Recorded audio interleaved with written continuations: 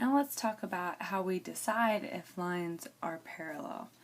I want to first go back to the theorems that we just looked at. So all those theorems, remember that the hypothesis is by the if. So we knew lines are parallel. When we know lines are parallel, okay, so that's all our hypothesis, then there were a number of conclusions we could make. So if we were told lines were parallel, we could look at the picture and decide which angles had to be congruent, and then there were other types of angles that were supplementary. Well, the deal is that the converse of all these theorems is actually true as well.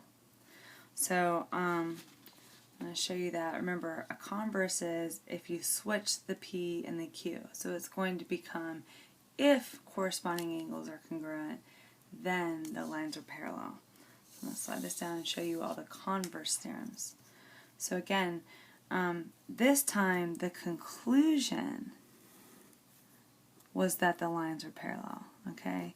Then lines cut by the transversal are parallel. Alright, so now it's going to be the complete opposite. We're going to be told corresponding angles are congruent, and that's going to determine that our lines are parallel. Or that alternate interior angles are congruent, or alternate exterior angles are congruent, or our consecutive angles are supplementary. If we know one of those things, then that is enough to say that, okay, yes, the lines must be parallel.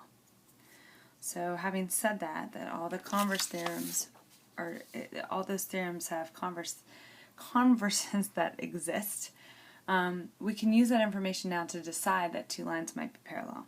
So use the figure to the right and the hypothesis given below to determine which, if any, lines are parallel.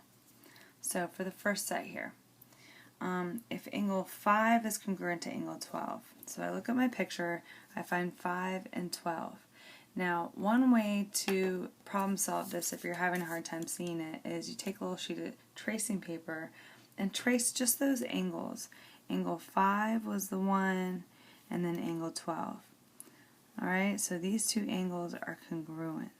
Now, if you extend the lines that make those angles, okay, just the lines that make the angles, that was line B, that was line C, and now if you move it away, you can see which lines are parallel, B and C. The bottom line is, if I don't have any information about the intersection up here where line A is, then I can't talk about line A. There's no relationship there. So if angle 5 and angle 12 are congruent, well, those are alternate exterior angles along transversal D relating lines B and C. So I'm going to say then line B is parallel to line C. That's how I'm going to answer it. Okay, let's try this one. 4 and 9. Okay, 4 up here, 9 down here. Alright, 4 and 9 are alternate interior angles along transversal D between lines A and C. Notice those are the two lines that are touching. Okay, I don't have any information at all here about the angles at line B. Alright, but touching angle 4 is line A, touching angle 9 is line C. So at 4 and 9, those alternate interior angles are congruent, then line A is parallel to line C. Alright, slide this down and try the rest of them. Okay, angle 3 and angle 9 are supplementary. They add up to 180. So here's angle 3 and angle 9 is down here. So those are my consecutive interior angles. They're interior between line A and line C. 3 and 9 are interior and they're consecutive. A is a line that touches angle 3 and C is a line that touches angle 9. So 3 and 9 consecutive interior angles are supplementary. That's going to make line A parallel to line C. Alright, 6 and 7. Okay, now 6 and 7, these are coming from the same intersection. So essentially, line C could not exist, and line A could not exist, and I'm still going to have angles 6 and 7 are going to be vertical, they're going to be congruent. So in this one, I don't have enough information to relate two lines that might be parallel. Okay, the two angles they gave me were at the exact same intersection. That is not going to determine that lines are parallel. So then no lines are parallel. Let's just say it that way. Okay, 4 and 8. 4 and 8, those are corresponding angles. Line A is touching angle 4, line B is touching angle 8. So 4 and 8 being congruent is telling us that line A is parallel to line C. Alright, and then angle 1 and angle 2. Angle 1 and angle 2, okay, those are supplementary. Well, that's true no matter what. That's a linear pair, okay, but it's not giving me any information at the intersection of line B and no information at the intersection of line C. So angles 1 and 2 could be supplementary without these other two lines even existing. So this isn't telling me anything. And really, I should say, it's not that no lines are parallel. They may be parallel. I just don't have enough information. Okay, so I cannot determine it. I cannot determine that any lines are parallel. Okay, let's try one with a little different picture. Okay, same set of directions.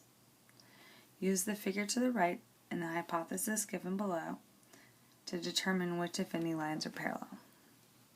Okay. Angle 13 plus angle 16 is 180. They're supplementary. So 13 and 16. So I'm going to show you again with the tracing paper if that's helpful. You can do this with tracing paper.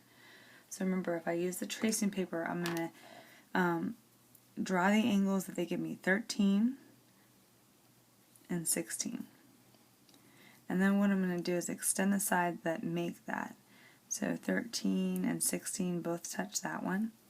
13 touches line P, and 16 is also touching line Q.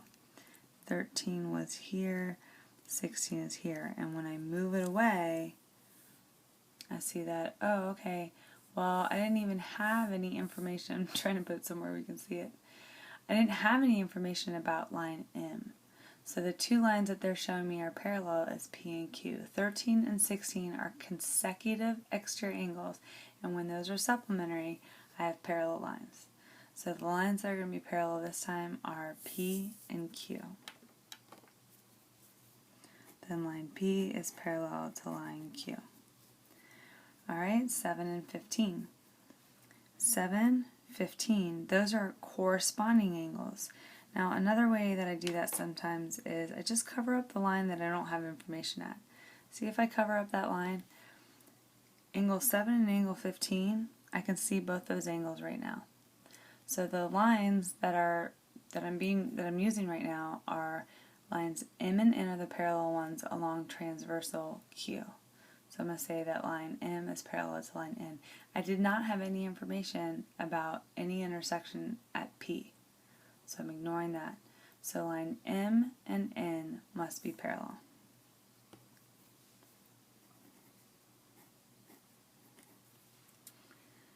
Okay, I guess we'll keep working down here. Okay, 9 plus 13 is 180. Alright, I've got another situation here where I do not have enough information to determine anything. Okay, 9 and 13 are a linear pair.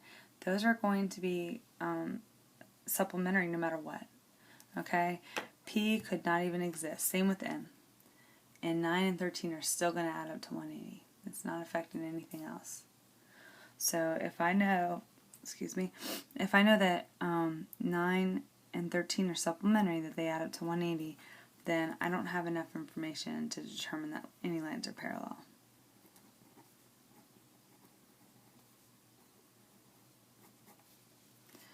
Okay, 9 and 14. 9 and 14, okay, again, they're at the same intersection. Right? That's not giving me information about any of the other lines or any relationships between any other lines.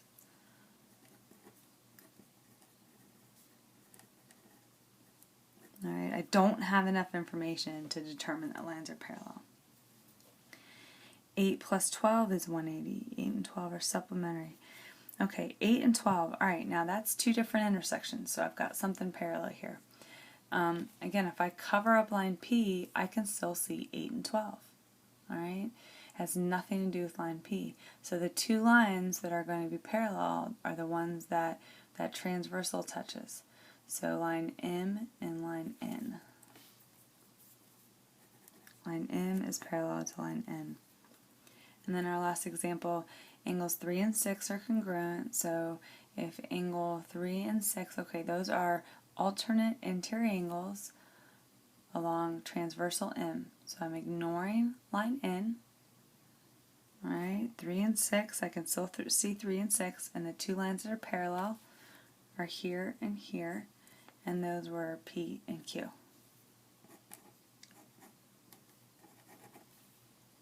Okay.